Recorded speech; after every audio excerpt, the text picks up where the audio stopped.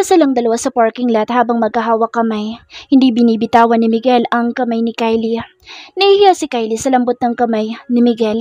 Pinagbuksan rin siya ni Miguel ng pinto ng kotse. Sir, magkukumute lang po ako. Kaya ko naman po ang sarili ko. Sabi pa ni Kylie dahil nahihiya siya. No, ihatid na kita sa ayot sa gusto mo. Ilang buwan na rin simula nang ihatid ako ni Sir sa bahay. Mabuti na lang at tulog na sila tita at mga bata noong gabi na iyon.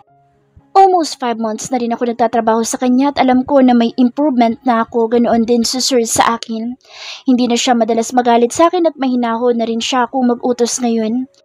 Minsan napapaisip ako kung ano nga ba ang nakain ni Sir at mukhang bumabait na siya. Lahat ng sinabi niya ay sununod ko. Kahit na pinipilit ako lagi nila Trina at Natalie na mag-party ulit ay hindi ko na talaga ginawa. Pati na sa pananamit ay sinunod ko siya. Malaking bagay talaga na itulong sa akin ang trabaho ko. Nailalabas ko na mga anak ko at nabibili ko ang mga pangangailangan nila.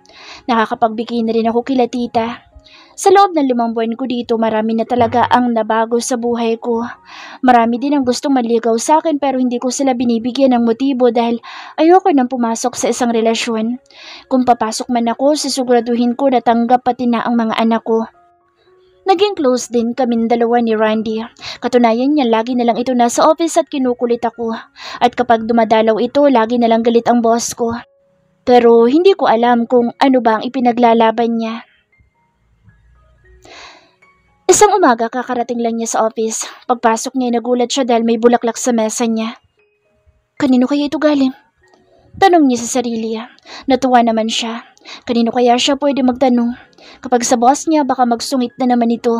Kaya itinabi na lang muna niya ito at kung iisipin niya na baka sa boss niya, alam niya na imposible mangyari iyon. Kasi ang alam niya may kasintahan ito. Hindi pa niya nakikita pero alam niya na maganda ito. Aaminin niya na nagugustuhan niya ang boss niya lalo na't hindi na ito madalas magalit sa kanya. Napapansin din niya na minsan binibigyan siya nito ng lunch. Sobra daw kasi iyon, yun ang sabi sa kanya nito lagi. Tumating na rin sa office ang boss niya at mukhang good mood ito ngayon. Good morning, sir. Bati niya dito. Good morning to Miss Perez. Sabi dito sa kanya at nakangiti pa talaga ito ngayon. Siya naman nagulat dahil ngayon lang ito bumati ng pabalik at nakangiti pa. Gusto niya magsaya pero nung naisip niya na hindi siya ang dahilan ng pagiging good mood nito, ay unti-unting nawala ang saya na nararamdaman niya. Lihim namang napangiti si Miguel dahil nakita niya ang pagkagulat sa mukha ni Kylie at kasama pa dahil alam niyang nagustuhan nito ang bulaklak na binigay niya. Buo na ang loob niya dahil alam niya na sigurado na siya sa feelings niya para dito at sisimula na niyang paibigin ito. Hindi rin naman lingid sa kanya na maraming nanliligaw dito. Ipinagpasalamat niya dahil hindi ito tumatanggap ng suitors. Dahil kung hindi, ay baka makapagtanggal siya ng empleyado ng dahil lang sa selos. Samantala, nagulat ako dahil biglang bumukas ang pinto at may dumating na magandang babae na pang Miss Universe ang ganda niya. Mabilis itong lumapit kay Miguel at humalik ito sa pisngi ni Miguel. Kaya, why are you here? Tanong ng boss ko habang nakatingin siya sa akin. Ako naman ay lumabas muna para bigyan ng privacy ang dalawa. Pumunta na lang muna ako sa restroom. Medyo nagtagal ako bago ako lumabas. Sisi, saan ka ba galing? Kanina ka pa hinahanap ni Sir Miguel. Sabi sa akin ni John na kagagaling lang din sa men's room. Ganun ba? Sige, babalik na ako sa office. Thank you. Binilisan ko ang lakad ko. Pagpasok nagulat ulit ako dahil nandito pa rin si Taya at nakakandong na kay Sir. Miss Perez, saan ka galing? Tanong sa akin ng boss ko. Sa restroom lang po, sir. May pag-uutos po ba kayo sa akin? Please, order us our lunch. Utos dito sa akin. Okay, sir. Dumating na ang order ko para sa kanila at sakto din na lunchtime na kaya lalabas na ako pero hindi pa ako nakakaalis ay tinawag pa ako ng boss ko. Miss Perez, join us to eat lunch. Sabi nito sa akin. Naku sir, sa cafeteria na lang po ako. Kasabay ko po kasi si Kevin. Sabi ko dito. Biglang dumilim na naman ang tingin nito sa akin na parang may sinabi ako na hindi maganda. That asshole. Babulong na sabi niya. Hindi ko naman narinig. Wala kasi si Taya, nasa CR kaya hindi rin ito narinig. Pumantong hininga ito at sinabi sa akin na umalis na ako kaya umalis na rin ako para puntahan ng mga kaibigan ko. Gustuin ko man na sumabay pero makakaabala lang ako sa lunch date nila. Dahil nagkita-kita na kami sa cafeteria at kasabay namin si Kevin, naging malapit din siya sa akin. Single ito at masasabi ko na may ipagmamalaki ito dahil gwapo at may kaya din sa buhay. Hindi ko pinapakinggan ang mga sinasabi ng iba sa akin na may gusto ito sa akin dahil hindi naman ito nagsasabi sa akin. Baka friendly lang talaga siya kaya ganoon. Samantala, sa office ay inis naman si Miguel at nawala na siya ng ganang kumain dahil bad trip siya sa Kevin na iyon. Alam niya at halata sa kilos nito na may gusto ito kay Kylie. Nainis din siya dahil mas pinili pa nitong isabay iyon sa pagkain kaysa sa kanya. Kaya nakalimutan na niya na nandito sa Thea at panay ang salita. Miguel, what's wrong? Parang galit ka. Tanong nito sa binata. I'm sorry, Thea. May iniisip lang ako. Let's eat na. Sabi nito kay Thea. Alam na Thea, kahit hindi nito sabihin, alam niya na may gusto ito sa secretary nito. Kitang-kita sa mga tingin nito kanina at narinig din niya na niyaya niya ito na sumabay sa kanila. Pero tinanggihan nito at mas pinili pa sa cafeteria kasama ang ibang lalaki. Siya naman ay lihim na nasasaktan dahil matagal na niya itong mahal. Pero wala siyang lakas na loob na sabihin dito ang tunay niyang nararamdaman dahil natatakot siyang masira ang friendship nila. Dahil alam niyang hindi siya gusto nito. Pero ngayon naisip niya na aamin siya sa mismong birthday na lalaki. Gagawin niya ang lahat maging kanya lang ang kanyang BFF. Buong linggo na palagi may bulaklak na nakalagay sa mesa ni Kylie tuwing umaga. Buong linggo na palagi may bulaklak na nakalagay sa aking mesa tuwing umaga. Marami ang kinikilig dahil napapasana all na lang sila sa akin. Hanggang ngayon, hindi ko pa rin kilala ang nagbibigay sa akin ng mga bulaklak. Nagtataka na rin ako. Need ko na bang maging Detective Conan para malaman kung sinong nasa likod ng mga pabulaklak sa akin? Char. Nagtataka na rin si tita at nagtatanong sa akin kung may manliligaw daw ba ako. Kasi lagi ako may bulaklak at chocolate. Kinikilig din naman ako dahil romantic ito kahit medyo common na iyong style ng panliligaw niya. May card din pero ang nakasulat ay, You look beautiful every day. Hindi ba siya nagsasawa na araw-araw yun na nakalagay sa card? Isang buwan na ang lumipas pero hanggang ngayon hindi ko pa rin alam kung saan galing ang mga bulaklak ko araw-araw. Ganun ba ito katorpe para idaan na lang sa pabulaklak ang lahat? Ang laki na nang nagagastos niya sa kabibigay lang ng bulaklak sa akin. Naging okay na rin ako sa trabaho ko. Sanay na ako sa boss ko pero napansin ko na isang buwan na itong mabait sa akin kaya hinayaan ko na lang at pinagbubuti ko na lang ang trabaho ko. Naging busy ang kumpanya ngayon dahil sa mga product launching, kasama na rin ang paghahanda sa birthday ng boss namin. Turning 31 na pala ito pero wala pa atang balak na mag-asawa. Palagi din pumupunta si Miss Thea sa office niya. Super sweet nila. Lagi. At tingin ko baka mag-propose na rin siguro si Sir kay Miss Thea at alam ko na malapit na itong mangyari. Tungkol naman sa mga anak ko, tuwang-tuwa ako dahil ang gagaling nila sa school. Nakakagana magtrabaho para sa kanila. Kaya pinagbubutihan ko talaga palagi.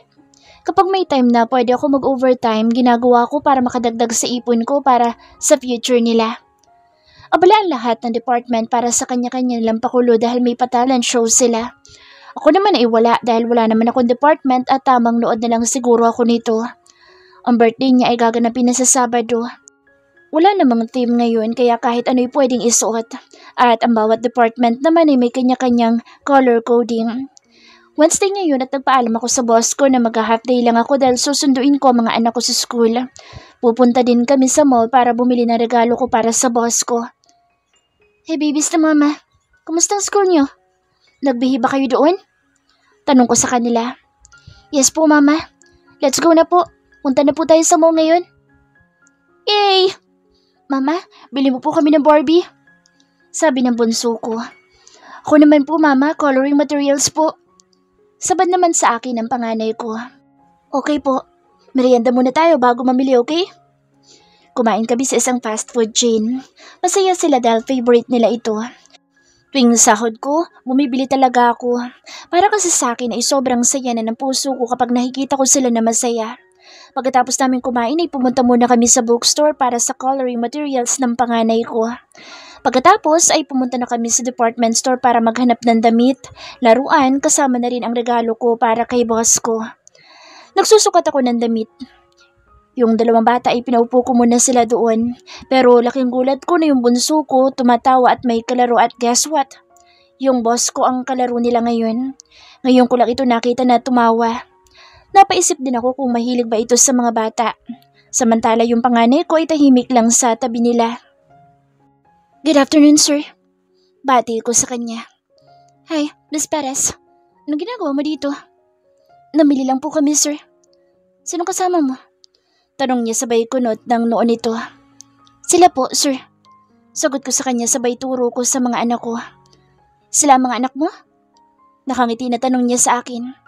Yes, sir. Babies, say hi to my boss. Utos ko sa mga anak ko. Hey po, daddy. Sabi ng bunso ko sa boss ko na ikinagulat ko. Baby, hindi po siya ang daddy mo kasi si daddy nasa heaven na, di ba? Siya po ang boss ni mama. Di ba nag-work ako? Siya po ang owner nun. Paliwanag ko sa anak ko. Nakita ko rin kung paano ito biglang nalungkot sa sinabi ko pero alam ko na tama lang ang ginawa ko dahil nakakahiya sa boss ko. Miss Perez, it's fine. They can call me daddy if they want. Sabi nito habang nakangiti. Ang totoo talaga niyan, masaya talaga ito dahil hindi na siya mahihirapan na makuha ang loob ng mga bata. Siya naman ay biglang natuwa pero agad na namang nalungkot at nahiya sa boss niya. Kaya ngumiti na lang siya ng tipi dito. Nagtataka siya kung bakit nandito yung boss niya samantala ang mga gamit dito ay luxury brands at pangmayayaman talaga. Nasagot ang tanong niya nang biglang lumabas sa dressing room si Miss Thea. Miguel, what do you think of this? Maganda ba? Tanong nito sa boss ko. Yeah, of course. You look nice. Siya naman ay nakatingin lang sa mga ito. Hey po, Miss Thea. Hi, Miss Kylie. Nandito din pala kayo? Mga anak mo ba sila? Ang cute at ang ganda nila. Natapunan kasi yung dress ko kaya napabili ako dito. Saad nito sa akin. Opo, sila po. Thank you po. Mana po kasi sa mama nila. Joke lang po. Pabiro na sabi ko sa kanya. Mama, uwi na po tayo. Sabi sa akin ng panganay ko na kanina patahimik. Sir, miss, mauna na po kami sa inyo. Bye po. Paalam ko sa kanila. Ihatid na namin kayo. Alok ni Miguel sa akin. Hindi rin nakaligtas sa paningin ko ang pagsimangot ni Miss Thea. Ako sir, wag na po. Ayos lang po kami. Sagot ko sa kanya. Gustuhin ko man pero hindi naman ako manhid para hindi ko magets na ayaw sa amin ni Miss Thea. Nakauwi na kami sa bahay pero hindi pa rin nagsasalita ang panganay kong anak. Kaya pinuntahan ko ito sa kwarto nila at nakita ko ito na nagdo-drawing ng family picture namin. Marahil ay namimiss nito ang ama niya. Malapit kasi ito sa papa niya. Ate, tawag ko sa kanya kaya tumingin ito sa akin. Mama, namimiss ko na po si Papa, Mama. Sabi ng anak ko sa akin at umiyak siya. Niyakap ko siya na mahigpit at sabay kaming umiyak. Kahit si Mama ate, namimiss ko na rin ang papa niyo. Lagi mong tatandaan na binabantayan tayo lagi ni Papa mo. Wala sa malayo. Kaya huwag ka nang umiyak ate. Pagpapatahan ko sa kanya. Sorry po, Mama. Namimiss ko lang po si Papa. At ayoko po na may pumalit sa Papa ko dahil para sa akin siya lang po Papa ko. Sabi pa niya sa akin. Tahan ka na po ate. Shh, huwag ka na pong umiyak. Opo ate, siya lang po ang Papa mo. Kaya smile ka na po dyan. I love you ate ko. Kayo ni Bunso ang buhay ni Mama. Malambing na sabi ko sa kanya. Ngumiti naman ang anak ko sa akin kaya gumana ang pakiramdam ko sa dibdib ko. I missed you, love. Sad ko sa isipan ko. May mga times talaga na nararanasan namin ang ganito. Dahil nasanay kami na lagi nandyan ang asawa ko, na lagi itong nasa tabi namin kaya nahihirapan pa rin kaming umusad hanggang ngayon.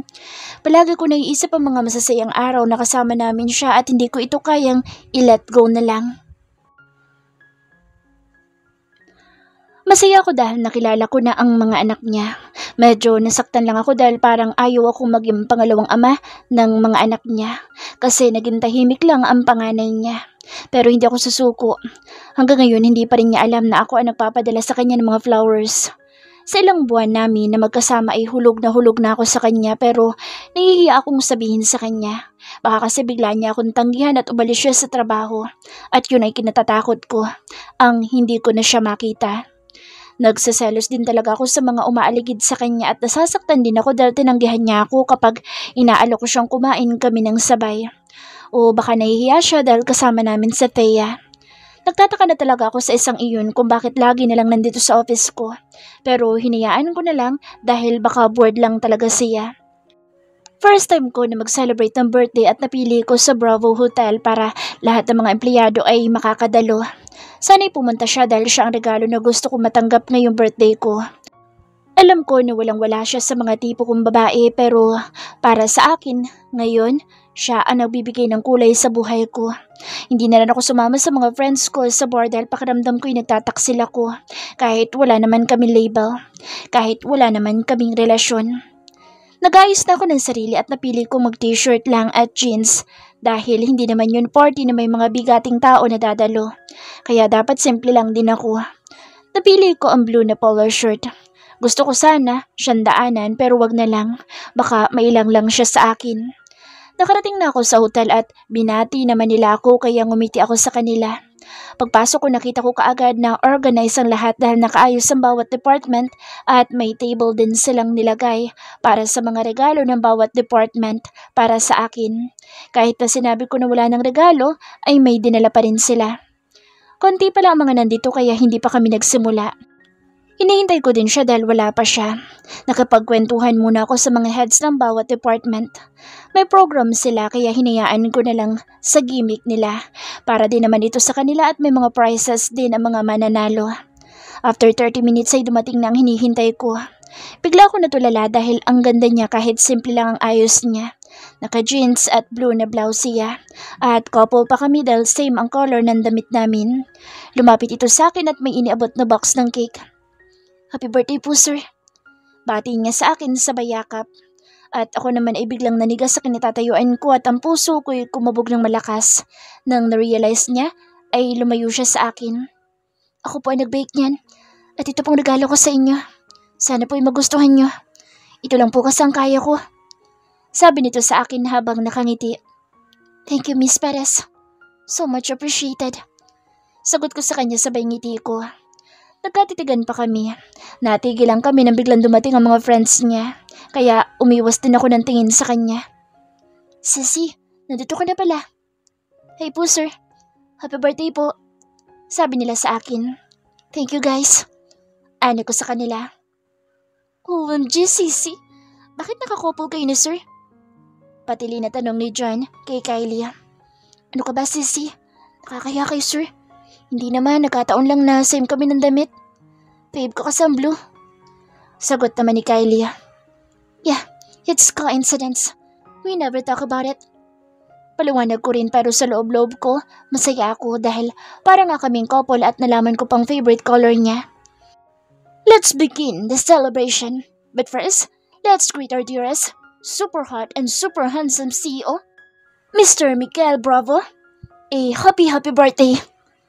Sabi ng MC. Masaya ang lahat at pati na rin ako ay masaya din.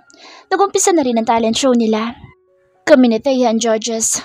Niyaya ko si Kylie pero tumanggi siya. Thank you, accounting department. Hi guys, ito na ang last na group. May gusto po ba na sumali? Dito po. Sigaw ng mga friends niya. Wala pa po yung office of the CEO. Ano ba naman kayo? Hindi ako kasali no? Pagbabanta niya sa mga kaibigan niya. May I call on the secretary of the office of the CEO na pumunta dito sa stage. Kung ayaw niyo po sumali ma'am, perform na lang po kayo para kay sir. Birthday naman po niya. Napangiti naman ako dahil kitang-kita ko sa mukha niya na inis at hiya siya. Pero lumapit pa rin sa stage. Go Kylie! Sigaw nila para i-cheer ang friend nila. Kinuha nitong microphone dahil kakanta daw siya. Happy birthday po sir. Thank you po. Sorry po, hindi po ako sanay sa ganito. Kaya pagpasensyahan niyo na lang po boses ko. Sabi nito na halatang nahihiya. Nagsimula na itong kumanta at lahat kami nakatulala sa kanya dahil ang ganda ng boses niya. Kinanta na to ang kanta ng Tahanan by Adi. At nang matapos ito ay pumalakpak ang lahat ng nandoon at kabilang na rin ako.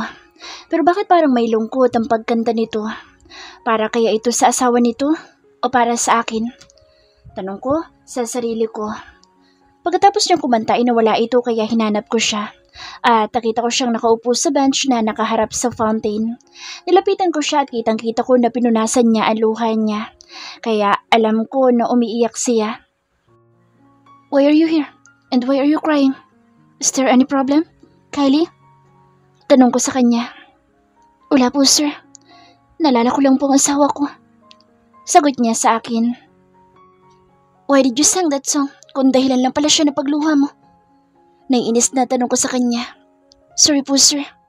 Bakit po kayo nandito? Nasa loob po ang party." "At ikaw, bakit ka nandito?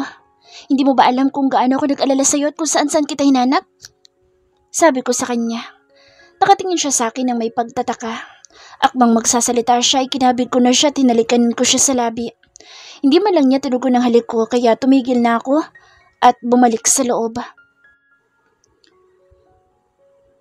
Nanlak ang mata ko sa gulat dahil sa ginawa ng boss ko sa akin. Hinalikan lang naman niya ako. Hindi ko alam kung ano ang gagawin ko. Patuloy niya akong hinahalikan pero hindi ko ito tinugon kahit na nadadala na ako sa halik niya. Pinigilan ko ang sarili ko. Tumigil siya sa paghalik sa akin at tumingin ng diretso sa mga mata ko. "Huwag mo nang hintayin ng taong kailan may hindi na babalik. Sana, tumingin ka rin sa paligid mo." Sabi niya sa akin sabay alis. Ako naman ay naiwan na nalilito. Bakit niya ako hinalikan at anong ibig sabihin niya sa mga sinabi niya sa akin? Tumingin ako sa paligid. Nakahinga ako ng maluwag dahil wala ako nakitang tao sa paligid. Kung meron man ay tsak na may issue pa ako, lalo't may kasintahan siya. Ano na lang ang sasabihin nila sa akin? Baka masabunutan pa ako. At higit sa lahat, maging sentro ng usapan ng mga katrabaho ko. Bumalik na lang ako sa loob para makisaya sa party. Nakakahiya naman na umalis na lang ako bigla. Pagpasok ko ay nagsasayawan na ang lahat. Nakita ko na sumasayaw na si Miss Thea at ang boss ko. Umupo na lang ako sa table namin dahil wala naman akong partner. Habang nakayuko ako ay may tumabi sa akin. Pagtingin ko si Kevin pala ito at nakangiti siya sa akin. "Miss Kylie, pwede ba kitang maisayaw?" Tanong niya sa akin. "Oo naman." Sagot ko sa kanya sabay ngiti. "Let's go." Saad niya sa akin kaya naman naglakad kami papunta sa gitna. Nagsimula na kaming sumayaw. Bigla ko nahiya sa kanya dahil ang liit ko samantalang siya'y matangkad. Para lang akong kapatid niya. Napada ko ang tingin ko sa boss ko nakatabi lang namin. Nagulat ako dahil ang sama ng tingin niya sa akin. Para bang may masama akong ginawa. Samantalang siya nga itong nanghahalik na lang bigla. Kung hindi ko lang siya boss, baka nabigwasan ko na siya at nabangasan pa ang gwapo niyang mukha. Kaya ginawa ko, dadma ko lang siya at nginitaan ko palalo si Kevin. Pero wrong move yata yung ginawa ko dahil bigla na lang na may humila sa akin. Walang iba kundi ang boss ko. "Switch partner," sabi niya sa akin kaya hindi na lang ako nagtanong pa. Hindi ko siya pinapansin dahil naiinis pa rin ako sa kanya. "Bakit nakabusangot ka? Do you really enjoy dancing with that monkey?" Tanong nito sa akin. Ba't galit pa at tinawag pa niyang unggoy si Kevin? Kwapong unggoy. Sagot ko naman sa kanya kaya lalong kumunot ang noon niya. Parang natutuwa ako na asarin siya ngayon pero naisip ko din na bahala siya. Hinihiling ko na sana'y matapos ng music para makaalis na ako dito. Hindi ako komportable na nasa paligid ko siya. "Ano sabi mo? Kwapo? San banda?" Tanong nito sa akin na halata talagang bad trip siya. Kahit na wala namang ginagawa sa kanya yung tao.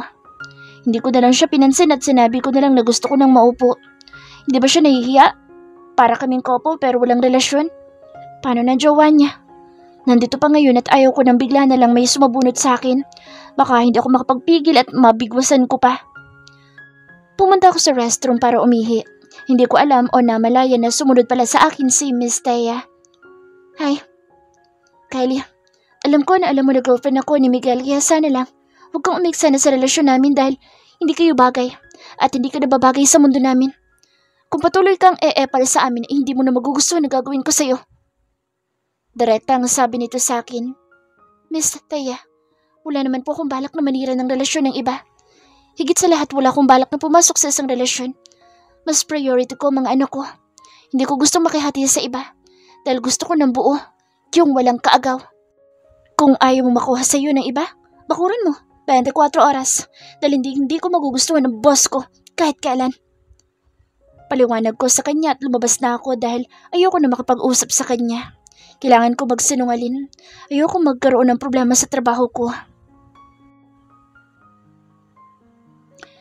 Hindi ko alam kung bakit bigla ko na lang siyang hinalikan kanina.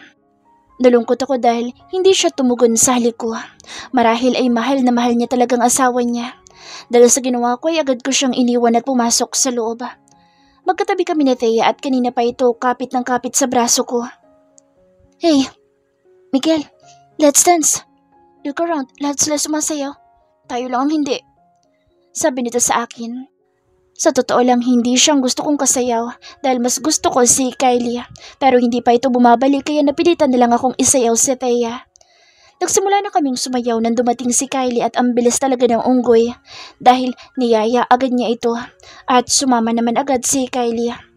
Bigla nila ako nakaramdam ng inis kung kaya't pinukol ko sila ng masamang tingin pero ang babaeng yun, dadma lang at para siyang walang pakialam. Kaya umisip ako agad ng paraan kung paano ko siya maisasayaw. Nang makalapit ako, hinila ko siya kaagad para sa switch partner. Alam ko na masama ang tingin nila sa akin pero who cares?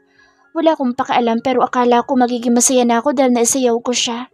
Pero lalo pa yata ako na bad trip dahil tinawag lang naman niyang gwapo ang unggoy na iyon. Alam ko na kahit hindi sabihin ng unggoy na iyon ay may pagtingin ito kay Kylie. Ramdam ko dahil lalaki din ako kaya ngayon nakapagdesisyon na ako na bakuran ko na siya. No one can steal my property. Just mine. Only mine. Bulong ko sa isipan ko. Natapos na kaming sumayaw at bumalik kami sa upuan pero umalis din ito kaagad dahil pupunta siya sa restroom. Ilang minuto na nakakaraan ay wala pa rin siya kaya sumunod na ako pero sana'y hindi na ako sumunod dahil nadurog ang puso ko sa mga narinig ko na sinabi niya na kahit kailan hindi niya ako magugustuhan. Mabilis akong umalis doon at sumakay sa kotse ko para umuwi sa kondo ko. Ang buong akala ko ito na ang pinakamasaya kong birthday pero ito pala ang pinakamalungkot dahil kahit ano palang gawin ko ay wala akong pag-asa na makapasok sa puso at buhay niya. Kaya nagpakalasing na lang ako buong gabi dito sa kondo ko. Kasabay ng pagtungga ko sa isang bote ng alak ay siya rin pag-alala ko sa paghalik ko sa kanya. That was the first time but also last time na mahalikan ko siya. Kailangan ko nang umiwas at hindi ko dapat ipilit ang sarili ko sa kanya. Ngayon lang ako naging seryoso pero bigo agad ako. Sa sobrang kalasingan ay nakatulog agad ako.